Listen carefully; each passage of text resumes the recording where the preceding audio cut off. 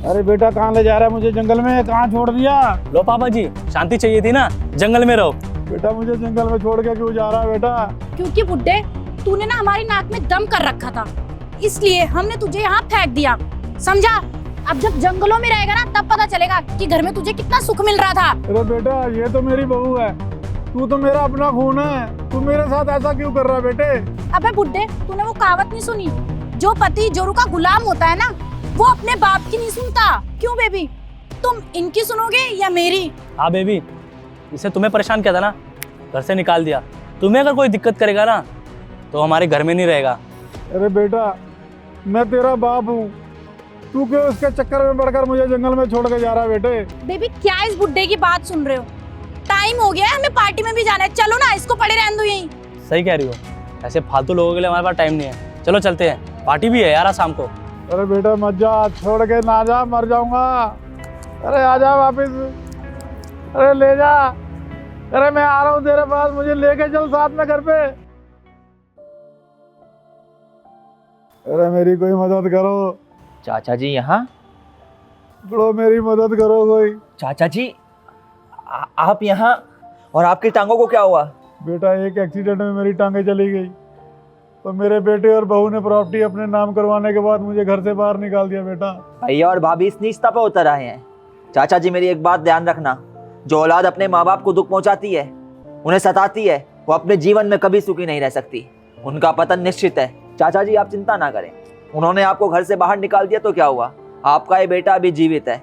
मेरे लिए मेरे भगवान है चाचा जी। आप एक काम कीजिए, मेरे साथ मेरे घर चलिए। ठीक है बेटा।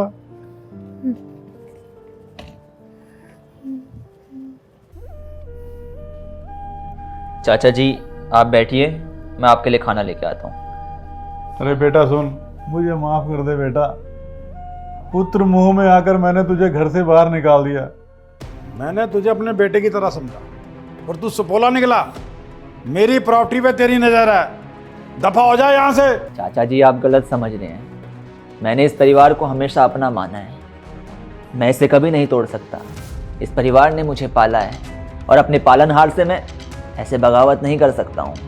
मुझे तेरी कोई बकवास नहीं सुननी, मुझे पता तेरे मन में क्या चल रहा है, चल दफा हो जा यहाँ से।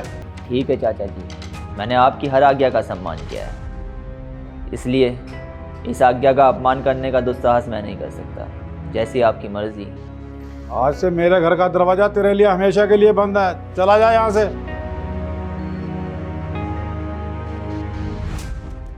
और बेटा सच कहूँ तो मैंने सब इसी लालच में किया कि कल को तुम मुझसे प्रॉपर्टी का हिस्सा ना मांग ले बेटा। चाचा जी आप मेरे पिता तुल्य हैं। पिताजी को तो मैंने बचपन में ही खो दिया था, और जब से होश संभाला है तब से आपको ही देखा है। और क्या हो गया अगर आपने मुझे घर से बाहर निकाल भी दिया? ये मत भूलिए चाचा जी, मुझे पालने वाले भी आप ही हैं। अपने घर में आपने मुझे शरण दी, मुझे पाला पोसा। मैं आपका ये एहसान जीवन पर्यंत नहीं भूल सकता हूँ। और बड़ों की डांट में तो प्यार छुपा होता है। आपकी वजह से ही आज मैं इस मुकाम पर हूँ, इसलिए आप निश्चिंत रहें और यहाँ अपना हक जमा के रहें। मुझे डांटे भी, क्योंकि अगर आप डांटेंगे नहीं तो मैं भटक जाऊँगा। बड़ों की डांट अक्सर बच्चों को सही रास्ते पे ले आती है, और मैं चाहता हूँ कि अगर मैं थोड़ा सा भी राह से भटकूँ तो मेरे चाचा जी मुझे डांटें, थप्पड़ भी मार दें तो चलेगा। खुश रह बेटा, खुश रह।